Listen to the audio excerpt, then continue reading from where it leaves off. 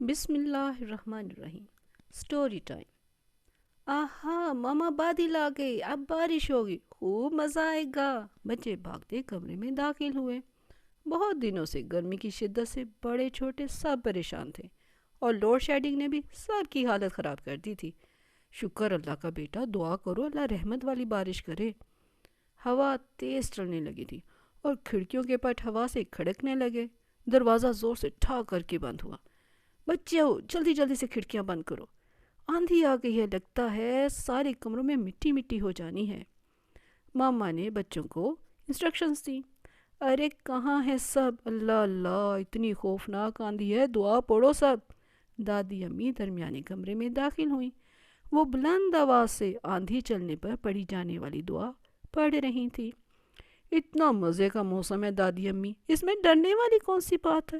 ابھی بارش شروع ہو جائے گی، بارش سے پہلے تو کبھی کبھی آندھی آتی ہی ہے۔ ماما آپ ہائی ٹی کا انتظام کر لیں۔ محمود نے دادی امی کو تسلی دی اور ساتھ میں فرمائش بھی کر دی۔ اللہ معاف کرے بیٹا، کیسا مزہ۔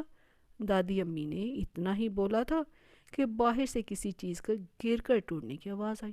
سب کے منہ سے چیخ نکل گئی۔ لگتا ہے دیوار پر رکھا میرا پھولوں والا گملہ ٹوٹ گیا۔ ماما نے اندازہ لگایا اور پاس آ کر دادی امی کے بیٹھ گئی۔ انہوں نے بھی دعا مانگنی شروع کر دی تھی۔ وہ بھی گھبرا گئی تھی۔ بچوں میرے پیچھے پیچھے تم لوگ بھی بولو، اللہ کرم کرے اپنا۔ اللہم انی اسألک خیرہا و خیر ما فیہا و خیر ما ارسلت بہ و اعوذ بک من شرہا و شر ما فیہا و شر ما ارسلت بہ۔ مما نے دھیرے دھیرے سے دعا پڑھی تاکہ بچے ان کے ساتھ ساتھ پڑھتے جائیں۔ ماما اس کا کیا مطلب ہے؟ احمد نے پوچھا۔ بیٹا اس کا مطلب ہے، اے اللہ میں تجھ سے اس یعنی ہوا کی بھلائی مانگتی ہوں، اور جو کچھ اس میں ہے اور جو کچھ دے کر وہ بھیجی گئی ہے اس کی بھلائی مانگتی ہوں، اور میں اس کے شر سے تیری پناہ میں آتی ہوں، اور جو کچھ اس میں ہے اور جو کچھ دے کر وہ بھیجی گئی ہے اس کے شر سے پناہ مانگتی ہوں۔ آپ کو یہ دعا کس نے سکھائی تھی؟ انہوں نے پیار کرتے ہوئے اس کو کہا، میری امی جان نے۔ آپ کی دادی امی نے فرا اور محمود کو بھی یہ دعا سکھائی ہے، آپ کو بھی یاد کروا دیں گی۔ دادی امی مجھے یاد ہے، آپ نے یہ دعا یاد کرواتے وقت مجھے حضرت محمد صلی اللہ علیہ وسلم کے بارے میں واقعہ بھی بتایا تھا۔ کون سا ہمیں بھی بتائیں، احمد نے پوچھا۔ بتایا تھا کہ ام المومنین یعنی مومنین کی ماں حضرت عائشہ رضی اللہ تعالیٰ عنہا فرماتی ہیں، جب آسمان پر بادل چھا جاتے تو نبی کریم صلی اللہ علیہ وآلہ وسلم کے چہرے کا رنگ تبدیل ہو جاتا۔ آپ کبھی باہر تشریف لاتے اور کبھی اندر تشریف لاتے، کبھی آتے کبھی جاتے۔ جب بارش نازل ہو جاتی تو پھر آپ کی پریشانی دور ہو جاتی۔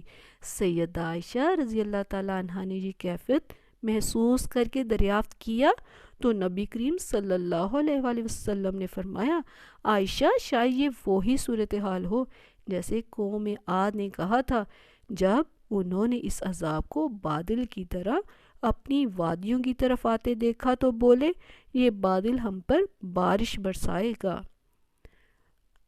اس نے بہت مزے سے یاد کیا ہوا پورا حدیث کو بیان کر دیا۔ مگر بچوں جانتے ہو وہ بادل عذاب تھا جو اس قوم پر آیا تھا۔ دادی اماں نے بچوں کو آگاہ کیا۔ دادی اماں وہ کون لوگ تھے اور بادل کا عذاب کیوں آیا تھا؟ بچوں نے پوچھا۔ مٹی کی خوشبو آ رہی ہے، لگتا ہے بارش شروع ہو گئی ہے، ماما نے خوشی سے کھڑکی کی طرف بڑھتے ہوئے کہا اور کھڑکی کھول دی۔